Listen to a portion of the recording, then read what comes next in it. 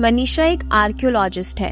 वो पुरानी चीजों को खोजती है, लोगों के सामने लेकर आती है और लोगों को उन चीजों के बारे में इंफॉर्मेशन देती है। आज मनीषा बहुत खुश थी क्योंकि आज उसे बेस्ट आर्कियोलॉजिस्ट का अवार्ड मिला है। लेकिन व्यक्ति हमेशा ज्यादा पाने की चाहत रखता है, इसीलिए मनीषा की तलाश अभी जारी है और इस बार वो कोई पुरानी हवेली में जाना चाहती है जहां उसे कई सारी पुरानी चीजें मिल जाए। इसीलिए उसने अपनी फ्रेंड सीमा को कॉल किया।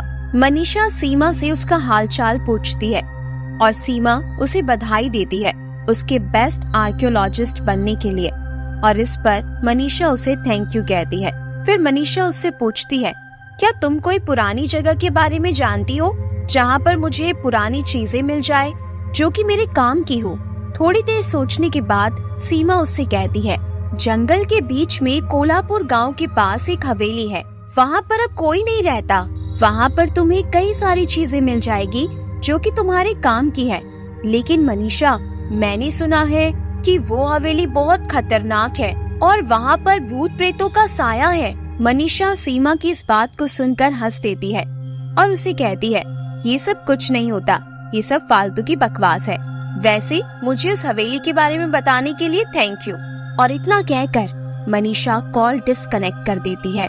दोपहर के 3 बज चुके थे। शाम भी जल्दी होने वाली है। क्योंकि रास्ता बहुत दूर है, इसीलिए अभी निकलना ठीक नहीं होगा। मनीषा ने सोचा कि अब कल सुबह ही जाऊंगी, इसीलिए वो अभी से पैकिंग करने लगी, जो भी चीजें उसकी जरूरत की है, और कल सुबह होने का इंतजार करने लगी। उसे रात को एक्साइटमेंट की वजह से ठीक से नींद भी नहीं आई। सुबह होते ही वो ईशान के घर पहुंच जाती है।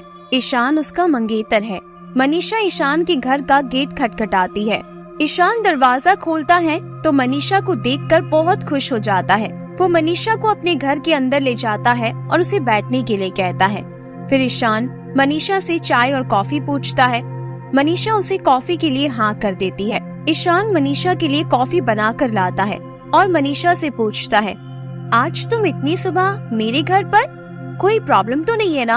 इस पर मनीषा ईशान से कहती है, मुझे कोई प्रॉब्लम नहीं है, बस मुझे तुम्हारी मदद चाहिए। ईशान कहता है, तुम्हें मेरी क्या मदद चाहिए, बताओ। मनीषा ईशान को सब कुछ बताती है और उसे अपने साथ चलने के लिए कहती है। ईशान उसके साथ चलने के लिए तैयार हो जाता है और अपनी कार निकालता है।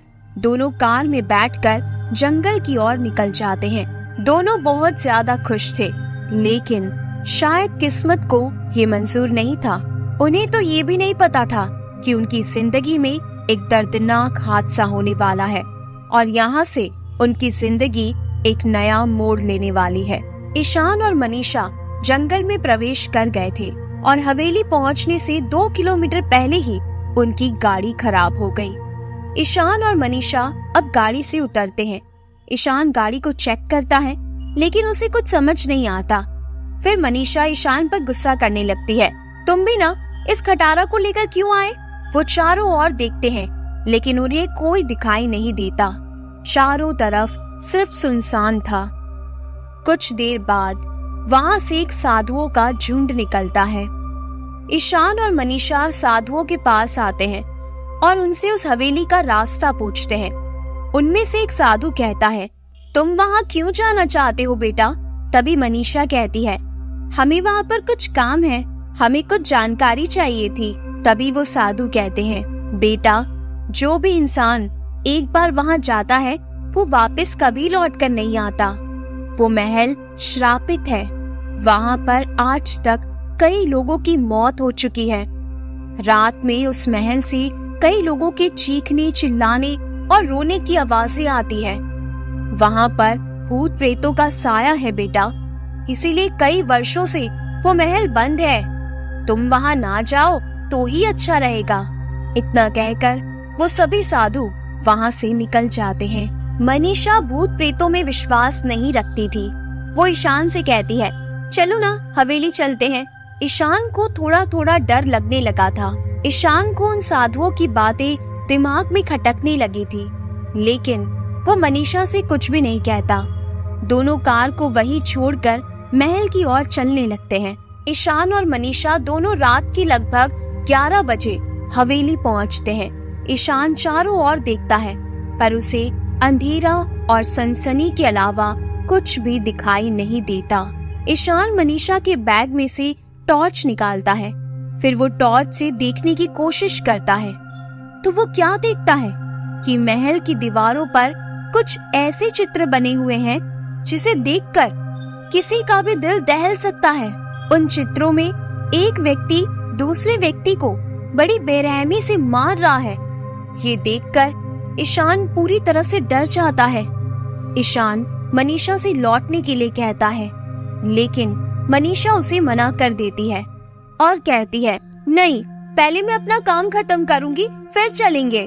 ईशान जैसे ही महल का दरवाजा खोलता है, उसी वक्त पूरे महल की लाइट आ जाती है। ये देखकर ईशान और भी ज्यादा डर जाता है, लेकिन मनीषा खुश हो जाती है।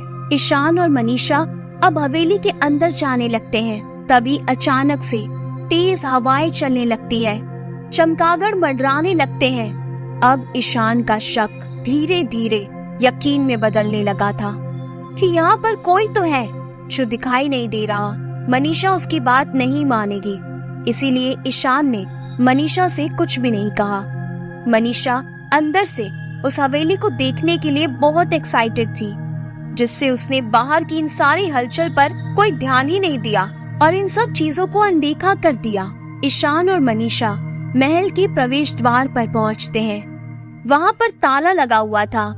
मनीषा ईशान से ताला खोलने के लिए कहती है। ईशान ताला खोलने की बहुत कोशिश करता है, लेकिन ताला नहीं खुलता।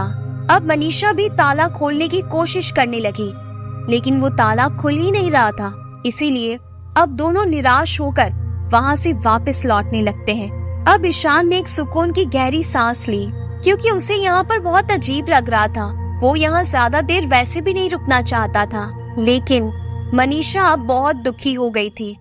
जैसे ही वो दोनों वहाँ से लौटने लगे, उसी वक्त एक तेज हवा का झोंका आता है और वो ताला खुल जाता है। ये नजारा देखकर ईशान को पूरी तरह से यकीन हो जाता है कि यहाँ पर जरूर कोई अदृश्य शक्ति है। ईशान मनीषा से कहता है, देखो, अभी तो ये ताला खुल ही नहीं रहा था, लेकिन एक हवा के झोंके से ये ताला कैसे खुल सकता है? मनीषा, यहाँ कुछ तो गड़बड़ जरूर है। मैं कहता हूँ चलो यहाँ से, तुम जिद मत करो। लेकिन मनीषा कहने लगती है, पुराना ताला है, खुल गया होगा, इसमें कोई अचंभे वाली बात नहीं है। और उसके बाद मनीषा ने ईशान को डरपोक कहकर उसे चुप करा दिया और कहने लगी, चलो ना अंदर। ईशान और मनीषा हॉल में पहुंच जाते हैं। ईशान देखता है चारों ओर खामोशी के अलावा कुछ भी नहीं है। मनीषा अंदर पुरानी चीजों को देखकर बहुत खुश हो जाती है।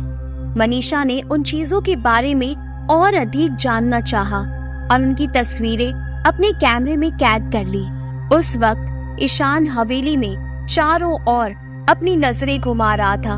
वो देख रहा था कि कहीं से कोई प्रॉब्लम ना आ जाए। अब रात के लगभग 2 बज चुके थे। मनीषा का काम भी अब खत्म हो चुका था। फिर वो दोनों वहां से निकलने लगते हैं। ईशान ने सोचा, चलो सब कुछ ठीक रहा और कोई भी प्रॉब्लम नहीं आई, पर उन्हें नहीं पता था कि ये खामोशी तूफान की आने के पहले की शांति थी। जैसे ही ईशान और मनीषा हवेली से बाहर जाने लगते हैं, उसी वक्त एक तेज हवा का झोंका आता है और घर का दरवाजा बंद हो जाता है। ईशान दरवाजा खोलने की कोशिश करता है, लेकिन दरवाजा ईशान से नहीं खुलता। अब ईशान और मनीषा हवेली से बाहर निकलने का रास्ता ढूंढने लगते हैं। उसी वक्त वो दोनों खिड़की में से देखते हैं कि बाहर एक औरत जिसने सफेद साड़ी पहन रखी है, उसके दोनों पैर पीछे की ओर मुड़े हुए हैं और वो हवा में उड़ रही थी। उसके बड़े बड़े दांत और उसके दांतों से खून टपक रहा था। उसकी बड़ी बड़ी लाल लाल आंखें और लंबे लंबे बाल। ये दृश्य देखकर ईशान और मनीषा डर के मारे कांपने लगे। तभी अचानक हवेली में से चीखने चिल्लाने की आवाजें आने लगी। उन आवाजों को सुनकर ईशान और मनीषा को ऐसा लग रहा था जैसे कई सारे इंसानों पर कोई एक साथ कोड़े बरसा रहा है, और उनमें से एक भारी और डरावनी आवाज हंसने की आ रही थी। ये सब सुनकर ईशान और मनीषा के शरीर शिथिल से हो गए थे, मानो उनमें जान ही ना रही हो। चारों ओर हवा चलने लगी। झूला अपने आप झूल रहा था, वो भी बिना किसी सहारे। कुर्सी अपने आप हिलने लगी। सारी हवेली के पर्दे हवा से इधर उधर टूटकर गिरने लगे। चारों ओर कोलाहल समझ गया था। अब उन्हें कुछ भी समझ नहीं आ रहा था कि अब हम क्या करें और यहाँ से कैसे बचे। अब ईशान थोड़ी हिम्मत जुटाता है और वहां रखी हुई कुर्सी को उठाकर खिड़की का कांच तोड़ देता है और हवेली से बाहर निकल जाता है और मनीषा को भी बाहर बुलाने लगता है। जैसे ही मनीषा बाहर आने लगती है, उसी समय एक अजीब से दिखने वाली औरत मनीषा को उठाकर कमरे के अंदर ले जाती है। मनीषा उस समय कुछ कहने की कोशिश कर रही थी, पर वो कुछ नहीं कह पाई और कमरे का दरवाजा बंद हो गया। ईशान खिड़की से वापस अंदर जाता है और कमरे का दरवाजा खोलने की कोशिश करता है, लेकिन ईशान से दरवाजा नहीं खुलता। ईशान धक्का देकर उस दरवाजे को तोड़ने की कोशिश करता है और आखिरकार दरवाजा टूट जाता है। जैसे ही वो कमरे के अंदर देखता है, उसकी आंखें फटी की फटी रह जाती है। वो देखता है कि मनीषा खून से लथपथ जमीन पर पड़ी हुई है। वो मनीषा के पास जाता है, उसे उठाने की कोशिश करता है, लेकिन मनीषा मर चुकी थी और फिर से हवेली में पहले की जैसी शांति छा गई। मनीषा को मरा देखकर ईशान पूरी तरह से टूट गया। वो फूट फूट कर चिल्ला चिल्ला कर रोने लगा। कई देर तक ईशान बस यूं ही मनीषा की लाश के पास चिल्ला चिल्ला कर रोता रहा। मनीषा को पुकारता रहा, लेकिन अब मनीषा कभी नहीं उठने वाली थी। काफी समय बाद ऐसे ही रोते चिल्लाते हुए ईशान ने फिर अपने आप को संभाला। ईशान ने मनीषा की लाश को अपनी गोद में उठाया और उसके सामान को भी। फिर वो उस हवेली से निकलकर अपनी कार के पास पहुंच गया। ईशान ने मनीषा की लाश को कार में रखा। उस वक्त उसे कुछ भी सुध-बुध नहीं थी। उसकी आंखों से बस आंसू बह रहे थे। उसके बाद ईशान ने अपनी कार चालू की। ईशान इस कदर सदमे में था कि वो ये तक बोल चुका था कि उसकी खराब कार अपने आप सही हो चुकी थी। ईशान मनीषा की लाश को अपने घर लेकर आता है। जैसे ही वो अपने घर का दरवाजा खोलता है तो उसके दो दोस्त वहां पर बैठे हुए थे।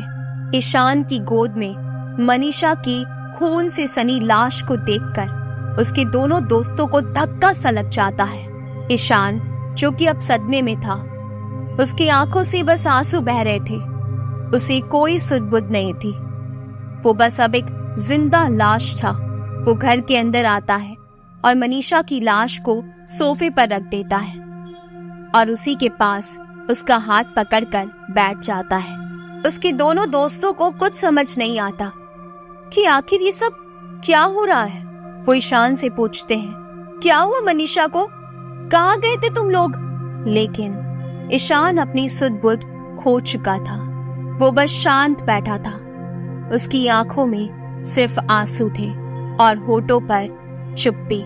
उसके दोनों दोस्तों के मन में कई तरह के प्रश्न आने लगे, लेकिन उनका जवाब देने वाला ईशान अभी तक चुप था। तभी उसका एक दोस्त ईशान के लिए पानी लेकर आता है। वो उसे जबरदस्ती पानी पिलाते हैं। ईशान एक घूंट पानी पीकर ग्लास रख देता है। उसके बाद वो दोनों दोस्त मनीषा की उस हालत को देखकर ये समझ जाते हैं कि मनीषा की मौत हो चुकी है। उन दोनों की आंखों से भी आंसू बहने लगते हैं। उन्हें कुछ भी समझ नहीं आ रहा था, लेकिन वो दोनों खुद को संभालते हुए ईशान से कहते हैं, भाई, जो हुआ उसे तो हम लोग नहीं बदल सकते, लेकिन हमें मनीषा की लाश का अंतिम संस्कार तो करना होगा ना। हमें उसे दफनाना होगा, हम उसे कब तक ऐसे ही हाल में रखेंगे। लेकिन ईशान मना करने लगा। तभी उसका दोस्त कहता है, देख भाई, तू मनीषा से प्यार करता है ना, तो क्या तू नहीं चाहता कि मनीषा की आत्मा को शांति मिले? क्या तू ये चाहता है कि उसकी आत्मा हमेशा भटकती रहे? उसके बाद ईशान अपने आप को संभालता है और चलने के लिए तैयार हो जाता है।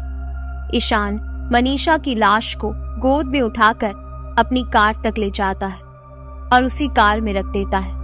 लेकिन ईशान को तो कोई सुध-बुध थी ही नहीं, वो तो बस एक जिंदा लाश की तरह चल रहा था। उसके बाद वो तीनों कार में बैठकर मनीषा की लाश को शमशान ले जाते हैं। दोनों दोस्त मनीषा की लाश को दफनाते हैं।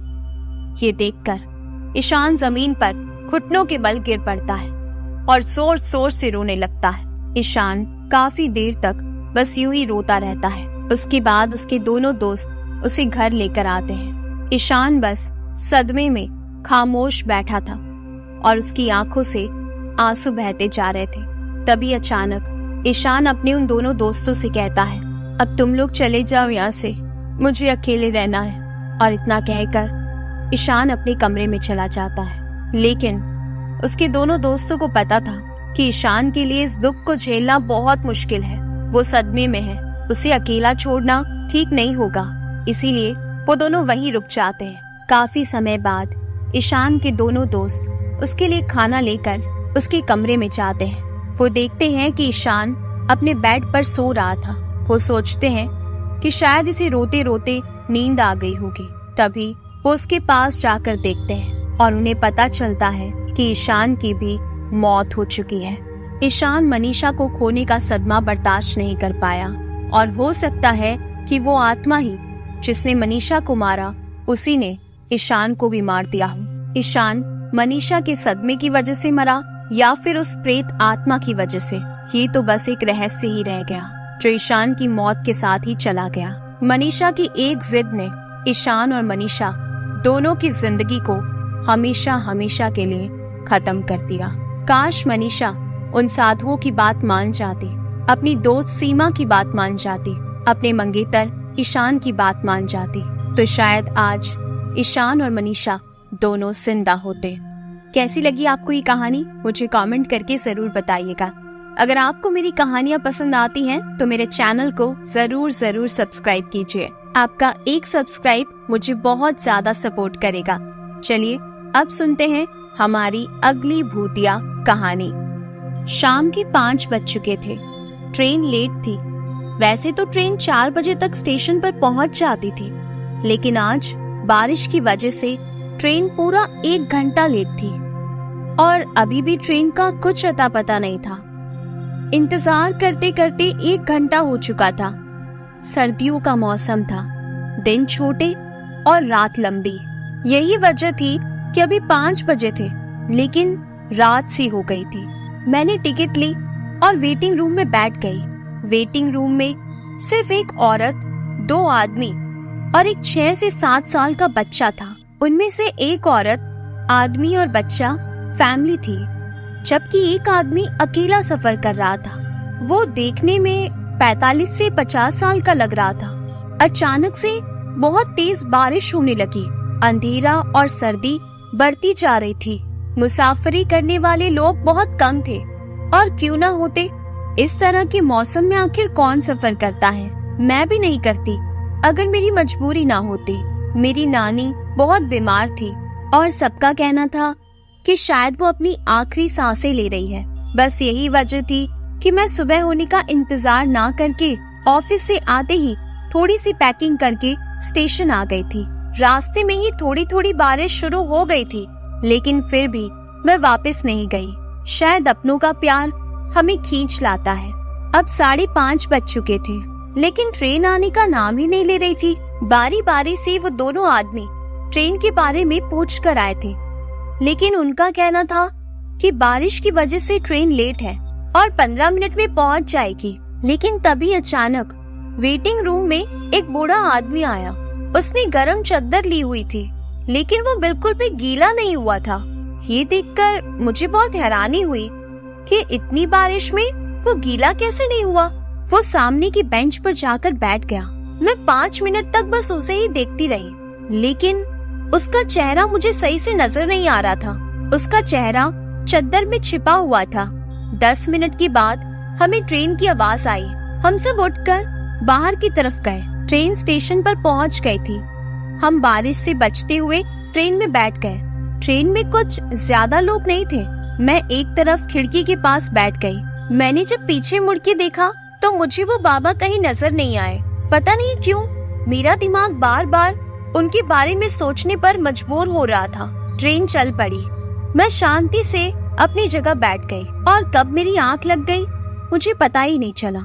जब मेरी आंख खुली तो ट्रेन बहुत तेजी से चल रही थी। मैंने खिड़की से बाहर देखा। बाहर रेगिस्तानी इलाका था और ट्रेन तेजी से चल रही थी। तभी अचानक ट्रेन तेजी से चलते चलते रुक गई। ब्रेक बहुत जल्दी में लगाया गया था। आसपास बैठे सभी लोग परेशान हो गए। कुछ लोग ट्रेन से नीचे उतरकर देखने लगे कि आखिर ये ट्रेन अचानक से रुक कैसे गई। मैंने एक आदमी को हमारे डब्बे के पास आते हुए देखा। मैंने कहा, सुनिए, ये ट्रेन क्यों रुकी हुई है? वो आदमी बोला, पता नहीं, लोग कह रहे हैं कि ट्रेन के नीचे कोई आ गया है। हम लोग उसे ढूंढ रहे हैं पर नजर नहीं आ रहा। ये सुनकर तो मैं बहुत ज्यादा डर गई।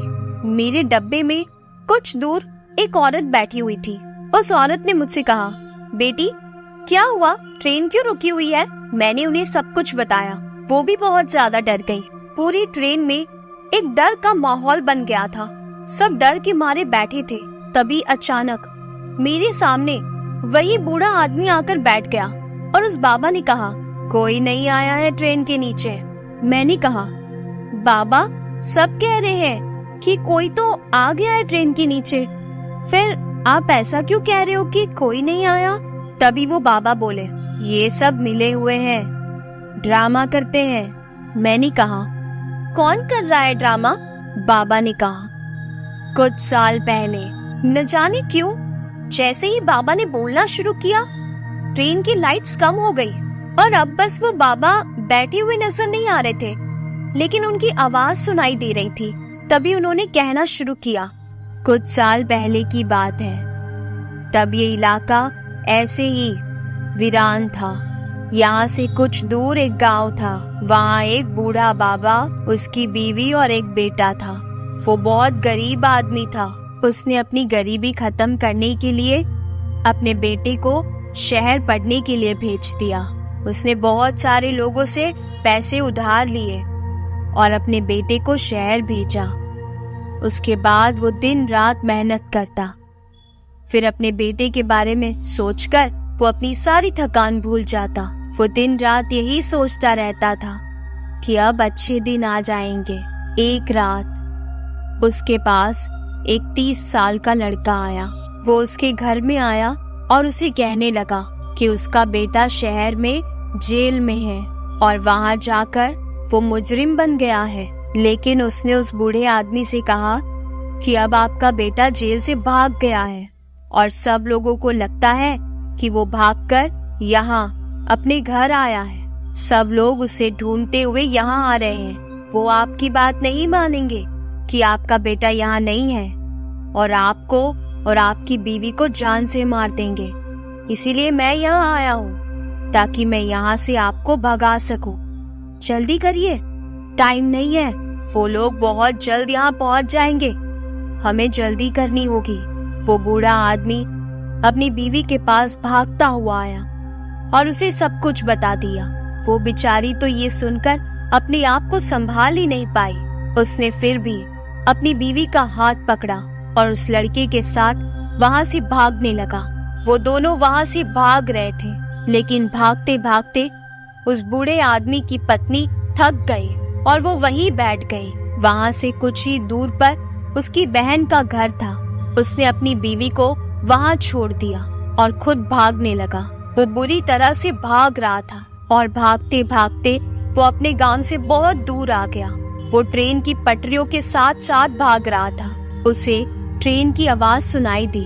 वो चाहता था कि वो ट्रेन में बैठ जाए और यहाँ से निकल जाए और कुछ दिनों बाद अपनी बीवी को भी यहाँ से ले जाए और उसके बाद वो उन लोगों से भी अपने बेटे को छुड़वा कर ले आएगा। लेकिन उसी वक्त पीछे से एक गोली आई और उस बाबा के कमर पर लग गई। वो नीचे गिर गया। ट्रेन से कुछ लोगों ने ये सब होते हुए देखा और ट्रेन को रोक दिया। कुछ लोग ट्रेन से बाहर आए और उस आदमी को उठाया। उसकी सांसें चल रही थी, लेकिन पीछे से कुछ लोग आए और इस बात को छुपाने के लिए उस आदमी को ट्रेन के नीचे फेंक दिया। उसकी सांसें चल रही थी, लेकिन फिर भी उसे पटरी पर फेंक दिया और कुछ वक्त के बाद उस पर ट्रेन चला दी। तभी मैंने कहा, हे भगवान, बाबा, उसकी बीवी और बेटी का क्या हुआ? तभी बाबा ने कहा, उसकी बीवी ने फांसी लगा ली। उसके पास खाने तक के पैसे नहीं थे। उसे जिंदा रहने से ज्यादा मरना आसान लगा। उसका बेटा भी जेल से भागकर किसी दूसरे शहर में चला गया था। 1 साल बाद जब वो घर आया तो ना ही उसका घर था और ना ही उसके माँ बाप। वो बहुत दुखी हुआ, लेकिन वो कर भी क्या सकता था। वो वापस उसी शहर चला गया और दोबारा कभी लौट कर नहीं आया। ये सब सुनकर मैं बहुत ज्यादा दुखी हो गई। मैंने कहा, बाबा, वो कौन था? आप उसे कैसे जानते हो? तभी उन बाबा ने अपना हाथ आगे किया। उस पर बहुत ज्यादा जख्म थे और वो बाबा थोड़ा सा हंसे और कहने लगे, वो मैं था। ट्रेन की लाइट सब पूरी तरह से जल गई थी। पूरी ट्रेन में रोशनी हो गई और जब मैंने सामने बाबा की सीट पर देखा तो वहाँ बाबा नहीं थे। मैं बहुत ज्यादा डर गई थी और अचानक से मेरी आँख खुली तो मैंने देखा कि मैं एक सपना देख रही थी। मुझे इस बात पर बिल्कुल भी यकीन नहीं हो रहा था। मुझे ऐसा लग रहा था जैसे ये सब कुछ असलियत में हुआ हो। मैंने घड़ी देखी तो पता चला कि मैं 4 घंटे से सो रही थी। मेरे दिमाग में बस उस बाबा की बातें चल रही थी। क्या सच में ये मेरा ख्वाब था या जो कुछ भी मैंने सुना वो सच था? कुछ वक्त ही गुजरा होगा कि मेरा स्टेशन आ गया।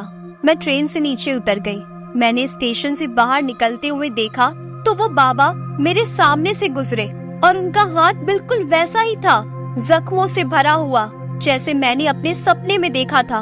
वो थोड़ा सा आगे गए और पीछे मुड़कर मेरी तरफ देखने लगे और मैं बस उन्हें देखती जा रही थी। और तभी अचानक वो उन लोगों की भीड़ में कहीं खो से गए। उसके बाद मुझे अजीब सा डर लगने लगा, क्योंकि अब मुझे ये पता चल चुका था कि ये कहानी सच थी। मैंने अपनी नानी के घर पहुंचकर सबको इस बारे में बताया। तभी मेरे मामा ने मुझसे कहा, ये सब कुछ सच है और सच में एक बाबा ट्रेन के नीचे आकर मर गए थे। कैसी लगी आपको ये कहानी? मुझे कमेंट करके जरूर बताइएगा। अगर आपको मेरी कहानियाँ पसंद आती हैं तो मेरे चैनल को जरूर सब्सक्राइब कीजिए। चलिए सुनते हैं हमारी अगली भूतिया कहानी। ये उस समय की बात है जब मैं 12th स्टैंडर्ड में था और उस वक्त एग्जाम नजदीक होने की वजह से मैंने और मेरे 5 दोस्तों ने ट्यूशन रखा था और उसका टाइम रात को 9 से 10 बजे का था, पर हमने घर पर 9 से 11 का टाइम बोला था ताकि हम लोग रात को 1 घंटा दोस्तों के साथ बैठ सके। हम सब का पढ़ाई में मन नहीं करता था, हमारा बस घूमने फिरने का मन करता था, लेकिन फिर भी हमें ट्यूशन जाना पड़ता था। आज भी उस रात को याद करता हूँ तो मेरे हाथ पैर कांपने लग जाते हैं। मैंने और मेरे दोस्तों ने उस दिन ट्यूशन से बंक करने का सोचा था और गांव के बाहर जो एक गार्डन था वहां जाने का सोचा ताकि कोई हमें देख ना ले। मैं और मेरे 5 दोस्त रात के 8:30 बजे मिले और गार्डन चले गए। रास्ता बहुत ही सुनसान था और डरावना भी, क्योंकि वो गांव से थोड़ा दूर था। हम गार्डन पहुंचे। गार्डन पूरा खाली था, एक भी इंसान नहीं था वहां। हमने हमारी बाइक्स पार्क की और अंदर चले गए। गार्डन में जहां पर भी लाइट्स थी वहां पर हम जाकर बैठ गए। करीब आधा घंटा बातों बातों में निकल गया। तभी मेरे दोस्त संदीप ने देखा कि एक छोटी लड़की, शायद 10 या 11 साल की होगी, वो झूला झूल रही थी और उसने हम सबको उस लड़की को दिखाया। मैंने सोचा कि शायद थोड़े आगे झोपड़पट्टी है, वहां से आ गई होगी, पर यार इतनी रात को और वो भी अकेली। फिर सोचा कि गर्मी का मौसम है, शायद किसी को बिना बताए आ गई होगी। तभी संदीप ने कहा, चलो पूछते हैं उसे कि कौन है और कहाँ रहती है। शायद नजदीक में ही रहती होगी, तो बाइक पे जाकर छोड़ आएंगे। अगर घर से बिना बताए आई होगी तो उसके घर वाले टेंशन में होंगे। हम सब उठे। बीच में एक पेड़ था, उसको घूम के वहां तक जाना पड़ता था। जैसे ही हम पेड़ से घूम के झूले की तरफ देखते हैं तो डर के मारे हमारे पसीने छूट गए। वहां पर वो लड़की नहीं थी और हमारे दिमाग में कुछ भी नहीं आ रहा था। मैंने जल्द से जल्द यहाँ से निकलना ही सही समझा। और बचपन से दादाजी से मैंने कई भूत प्रेत की बातें सुनी थी, तो थोड़ा बहुत मैं जानता था। मैंने सबसे कहा, कोई भी बाइक से पीछे मुड़कर मत देखना। पर मेरे दोस्त ऋषि ने डर के मारे बाइक से पीछे देख लिया तो वो लड़की बाइक के पीछे ही बाइक की स्पीड से भागती हुई आ रही थी। ऋषि बहुत ज्यादा घबरा गया था। उस लड़की को इस तरह भागते हुए देखकर ऋषि ने मुझे कस के पकड़ लिया। वो डर के मारे कांप रहा था और वो जोर जोर से चिल्लाने लगा। मैंने भी बाइक की स्पीड बढ़ा दी और बस बिना कुछ सोचे बाइक चलाता गया। जब हम सब घर पहुँचे तब तक सब ठीक था। मुझे 2 दिन बुखार रहा, लेकिन मेरा दोस्त ऋषि ये सारी चीजें सहन नहीं कर पाया। वो घर पहुंचकर बेहोश हो गया। सब लोग डर गए। उसे हॉस्पिटल ले जाया गया। सबके घर वालों को कॉल किया, सब आ गए। दूसरे दिन जब दोपहर के 1:30-2 बज रहे थे तब जाकर मेरे दोस्त को होश आया और तब हम सब ने राहत की सांस ली। धीरे धीरे सब लोग इस बात को भूल गए, पर आज भी जब हम लोग इस बात को याद करते हैं तो हमारे पसीने छूट जाते हैं। और आज भी उस गार्डन में जाने से हमें बहुत डर लगता है। आज भी वो लड़की उसी गार्डन में किसी किसी को दिखाई देती है। वो कौन है और कहां से आती है, उसका रहस्य कोई नहीं जानता। कैसी लगी आपको ये कहानी? कमेंट करके मुझे जरूर बताइएगा। अगर आपको मेरी कहानियां पसंद आती हैं तो मेरे चैनल को जरूर सब्सक्राइब कीजिए। चलिए अब सुनते हैं हमारी अगली भूतिया कहानी। ये स्टोरी 2006 की है, जब मेरे पति की पोस्टिंग हिमाचल के शहर मनाली में हो गई थी। तब मैं बहुत खुश थी क्योंकि मनाली मेरी फेवरेट प्लेसेस में से एक था। वहाँ पर हमें घर भी मेरे हस्बैंड की कंपनी की तरफ से ही मिला था। वो घर दिखने में तो बहुत ही अच्छा और बड़ा था, पर उसकी हकीकत कुछ और ही थी। पहले ही दिन से मुझे बहुत ही अजीब सा लगने लगा, जैसा पहले मुझे कभी नहीं लगा था। रात को अजीब अजीब से और डरावने सपने आते थे। मेरा बेटा तब तकरीबन 2 साल का था। मुझे रात को सपने आते थे जैसे उसे कोई मुझसे छीन कर ले जा रहा है। मेरी नींद खुलती तो अपने बेटे को ठीक देखकर मैं फिर से सही हो जाती और फिर मैं खुद से कहती कि बस ये एक बुरा सपना ही था। कई दिनों तक ऐसा ही चलता रहा।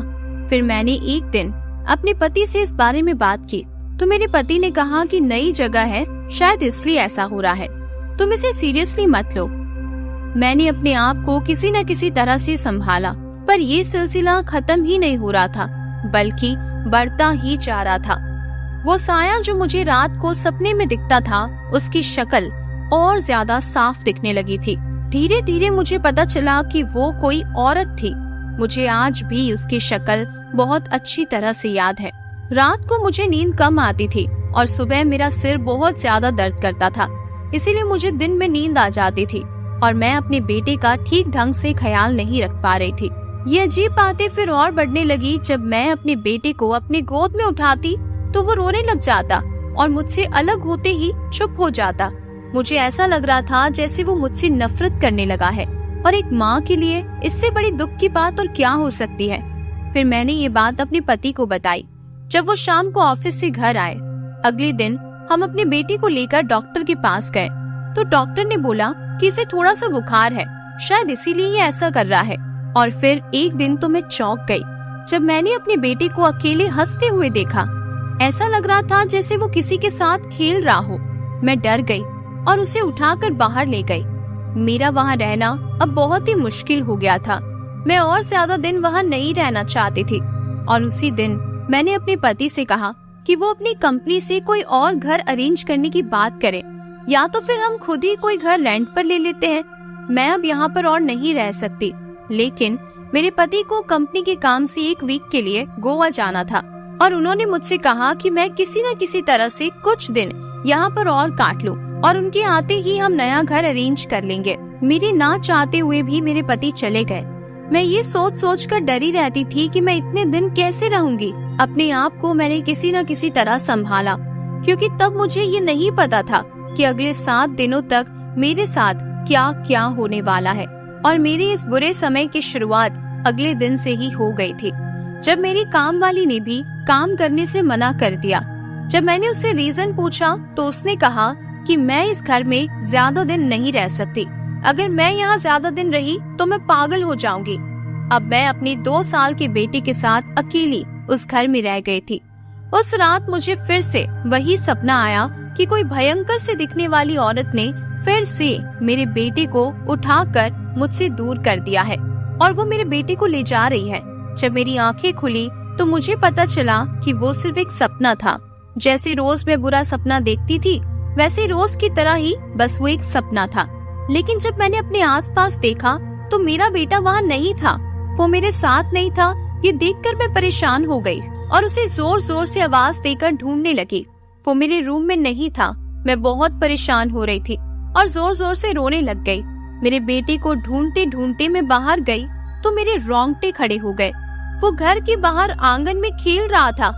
मैंने उसे वहाँ से उठाया और घर के अंदर ले आई और वो रोने लगा, जैसे वो बाहर खेलकर ज्यादा खुश था। मैं इस बात को लेकर बहुत परेशान हो गई कि आखिर 2 साल का बच्चा अपने बेडरूम से निकलकर घर के बाहर कैसे पहुंच गया। अब मेरा शक धीरे धीरे यकीन में बदल रहा था कि इस घर में कुछ तो गड़बड़ जरूर है। मैं उस वक्त बहुत परेशान हो गई थी और मेरे पति से भी कोई कांटेक्ट नहीं हो पा रहा था। यहाँ मेरे बेटे की तबीयत भी बहुत ज्यादा खराब हो रही थी। डॉक्टर उसका ट्रीटमेंट कर रहे थे, लेकिन उसका बुखार कम ही नहीं हो रहा था और मुझे उसे हॉस्पिटल में एडमिट करना पड़ा। लेकिन फिर भी कोई फायदा नहीं हो रहा था। डॉक्टर्स का कहना था कि उनके समझ में कुछ भी नहीं आ रहा है। 1 वीक खत्म हो चुका था। अब मेरे पति भी आ चुके थे। मैंने उन्हें सारी सच्चाई बताई और फिर हम दोनों उस घर की सच्चाई जानने के लिए आस पड़ोस के लोगों के पास गए। लोगों ने बताया कि उस घर में 2-3 सुसाइड हो चुके हैं और उस घर को अशुभ माना जाता है। लेकिन उस घर की पूरी सच्चाई हमें पड़ोस की एक बूढ़ी औरत से पता चली। उन्होंने बताया कि उस घर में एक परिवार रहता था। दहेज कम आने की वजह से उस घर की बहू को बहुत ज्यादा मारा पीटा जाता था और जब वो माँ बनने वाली थी तो उसके ससुराल वालों ने उसे बहुत मारा पीटा, जिसके कारण उसका बच्चा दुनिया में आने से पहले ही मर गया, जिसका उस लड़की को बहुत ही गहरा सदमा लगा। लड़की के ससुराल वालों को इस वजह से कुछ दिन जेल में भी रहना पड़ा। फिर भी वो लड़की ये सदमा बर्दाश्त नहीं कर पाई और उसने उस घर की छत पर से कूदकर आत्महत्या कर ली। लेकिन ये कहानी यहाँ खत्म नहीं हुई थी, बल्कि शुरू हुई थी। उस लड़की ने अपने ससुराल वालों से बदला लिया और उन्हें भी मजबूर कर दिया मरने के लिए और वो सब लोग भी उसी जगह से कूदकर मर गए। और उस हादसे के बाद काफी टाइम तक वो घर बंद रहा और उसके बाद जो भी उस घर में रहने के लिए आया उसका वही हाल हुआ। उस बूढ़ी औरत ने कहा कि भगवान की कृपा है जो आप लोग अभी तक जिंदा हो। अब हमें पता चल चुका था कि ये सब उसी आत्मा की वजह से हो रहा है और हमारे बेटे को कोई डॉक्टर ठीक नहीं कर सकता। फिर हमने एक तांत्रिक बाबा का पता किया और उन्हें अपने घर में लेकर आए। बाबा ने बताया कि वो बच्चे को छोड़ना नहीं चाहते और बच्चे की जान को खतरा है, इसीलिए घर में एक यज्ञ करना होगा और हमारे बच्चे को हॉस्पिटल से वापस घर लाना होगा। हम हमारे बेटे को घर ले आए और बाबा ने मंत्र पढ़ना शुरू कर दिया और तभी उस आत्मा ने बाबा को अपने वश में कर लिया और बाबा के शरीर में प्रवेश कर गई और कहने लगी, अगर जिंदा रहना चाहते हो तो यहाँ से दूर चले जाओ। मैं अपने बच्चे को किसी को भी छीनने नहीं दूंगी, चले जाओ यहाँ से। और इतना बोलकर उसने बाबा का शरीर छोड़ दिया और बाबा बेहोश हो गए। ये सब देखकर हम बहुत ही ज्यादा डर गए थे और कुछ भी समझ नहीं आ रहा था कि आखिर हम क्या करें। बाबा के होश में आने के बाद हमने उनसे बात की तो उन्होंने कहा कि आपकी भलाई इसी में है कि आप उस घर में दोबारा मत जाना। वो आत्मा अब बहुत ज्यादा गुस्से में है और आपकी जान को खतरा हो सकता है। अब आपके बच्चे को बचाना बहुत ही मुश्किल है। लेकिन मुझे ये मंजूर नहीं था। मुझे मेरा बेटा वापस चाहिए था। मेरे बहुत ज्यादा कहने के बाद बाबा ने कहा कि मैं तो कुछ नहीं कर सकता, लेकिन मेरे गुरुजी कर सकते हैं, जिनसे मैंने ये तंत्र विद्या सीखी है। लेकिन वो यहाँ से बहुत दूर चेन्नई के एक मंदिर में मिलेंगे। अगर वो यहाँ आने के लिए तैयार हो गए तो तुम्हारा बेटा बच सकता है। हम उसी वक्त चेन्नई के लिए निकल गए। मेरे बेटे की हालत बहुत ज्यादा खराब हो गई थी। वो आंखें तक नहीं खोल रहा था। मंदिर पहुंचकर हमने उस बाबा को देखा। वो एक अघोरी बाबा थे। हमारे बिना कुछ बताए हमें देखकर ही उन अघोरी बाबा ने कह दिया, चले जाओ यहाँ से, तुम्हारा बेटा नहीं बचेगा, वो उसे जिंदा नहीं छोड़ेगी, मैं कुछ नहीं कर सकता। ये सुनकर हम उस अघोरी बाबा के पैरों में पड़ गए और उनसे मिन्नतें करने लगे। उसके बाद उन्होंने कहा, इसमें तुम्हारी जान को खतरा हो सकता है। मैंने कहा, देखिए, मुझे मेरी जान की फिक्र नहीं है, बस मेरे बच्चे को बचा लीजिए।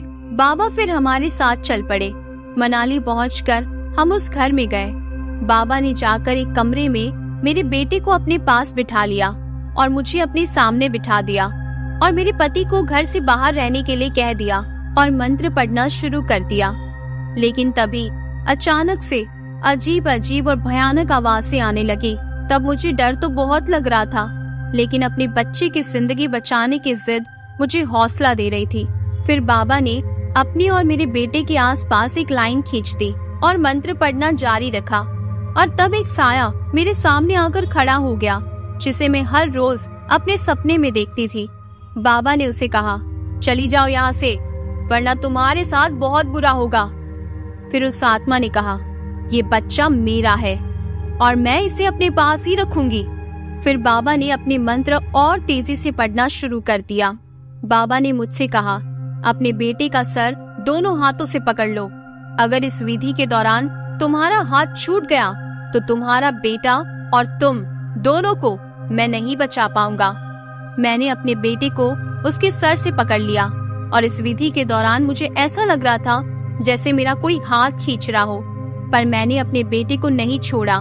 बाबा मंत्र पढ़ते गए और तभी मेरे हाथ पर जोर लगना बंद हो गया और सारा जोर मेरी गर्दन पर लगने लगा, जैसे कोई मेरी गर्दन को दबा रहा हो। मुझे सांस लेने में भी परेशानी हो रही थी। कभी उसका असर कम हो जाता तो कभी बहुत ज्यादा हो जाता। मेरी नाक और मुंह से खून बहने लगा था। बाबा लगातार मंत्र पढ़ रहे थे। फिर उस आत्मा का मुझ पर से असर कम होने लगा।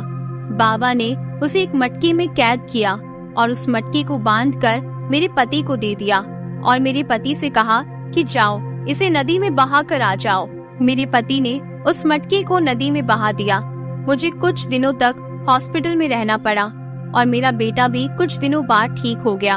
इस हादसे को सोचकर आज भी हमारे रोंगटे खड़े हो जाते हैं। उन अघोरी बाबा ने कहा था कि तुम और तुम्हारा पति अगर जिंदा हो तो सिर्फ तुम्हारे बच्चे की वजह से, क्योंकि उस आत्मा को तुम्हारे बेटे में अपना बेटा दिखाई देता था। बस इसीलिए उसका गुस्सा ममता में बदल गया, वरना उसे काबू करना बहुत ही मुश्किल था। इसीलिए आज अगर तुम दोनों जिंदा हो तो सिर्फ और सिर्फ तुम्हारे बेटे की वजह से। उसके बाद से आज तक हम लोग कभी मनाली नहीं गए और ना ही कभी जाना चाहते हैं। इस भयानक याद को हम दोबारा कभी याद भी नहीं करना चाहते। कैसी लगी आपको ये कहानी? मुझे कमेंट करके जरूर बताइएगा। अगर आपको मेरी कहानियाँ पसंद आती हैं तो मेरे चैनल को जरूर सब्सक्राइब कीजिए।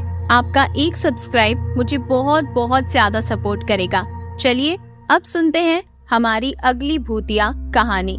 महाराष्ट्र राज्य के नांदेड़ गांव के निकट रायपुर इलाके में आज भी खून की प्यासी डायनों का बसेरा है। स्थानीय लोगों का मानना है कि यहाँ रात में गुजरने वाले लोगों को डायन पहले तो अपने वश में कर लेती है और बाद में उस इंसान का खून पीकर स्वयं को अमर करती है। वहाँ माना जाता है कि ये इलाका डायनों का है। यहाँ पर इंसान का कदम रखना खतरे से खाली नहीं है और अगर आप वहाँ गए तो किसी भी तरह की गलती आपके लिए काफी नुकसानदायक साबित हो सकती है। इस भूतिया गांव को अभिशप्त माना जाता है। यहाँ पर एक दो नहीं बल्कि सारे इलाकों में डायनों का बसेरा जमा हुआ है। नांदेड़ के निकट इस छोटे से गांव में डायनो का अब पूरा राज्य बसा हुआ है। यहाँ पर ऐसा माना जाता है कि पहले यहाँ पर एक डायन रहा करती थी, लेकिन उस डायन ने गांव की कुछ लड़कियों की आत्मा को अपने वश में कर लिया और उन्हें भी अपने जैसा बना दिया। और आज वही लड़कियां इन डायनों के साथ मिलकर खुद को अमर रखने की कोशिश करती है। ये गांव की वही जगह है जहां वास्तविकता में कोई भी आ जा नहीं सकता। कब किस कौन सी जगह पर डायन उन्हें अपने वश में कर ले कोई नहीं जानता। यहाँ तक कि रायपुर में पेड़ों को काटने पर भी प्रतिबंध लगाया गया है। यहाँ पेड़ों के ऊपर डायनों के रहने की बात बताई जाती है। एक बार एक पेड़ काटने पर गांव के एक मनुष्य की मौत हो गई थी। तब से ही माना जाता है कि उसने डायन का पेड़ काटा था, इसीलिए उसकी मौत हुई थी। यहाँ पर एक टूटी हुई हवेली के अंदर एक छोटी सी कोठरी है जिसमें कोई भी आता जाता नहीं है और माना जाता है कि इस अंधेरी कोठरी में जो भी गया वो वापस कभी लौट कर नहीं आया है।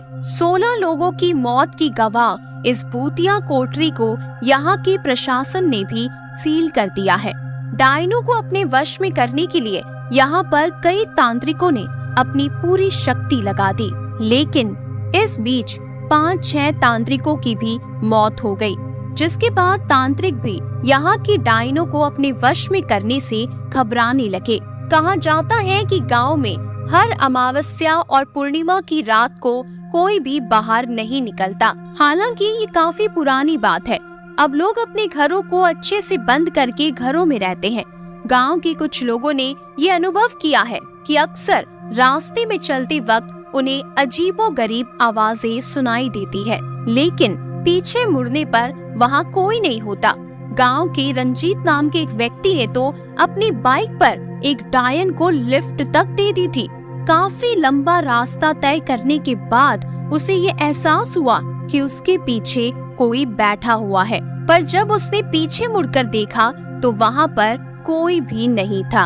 वो इंसान तो बस इसी बात की खुशी मनाता है कि उस डायन ने उसे जान से नहीं मारा और वो जिंदा है। कैसा लगा आपको आज का ये वीडियो? अगर आपको मेरा वीडियो पसंद आया है तो वीडियो को लाइक और चैनल को सब्सक्राइब जरूर कीजिएगा। आपको कौन सी कहानी ज्यादा अच्छी लगी कमेंट करके जरूर बताइएगा। ऐसे ही और भी डरावनी, भूतिया और रहस्यमय कहानियों को सुनने के लिए मेरे चैनल से जुड़े रहिएगा।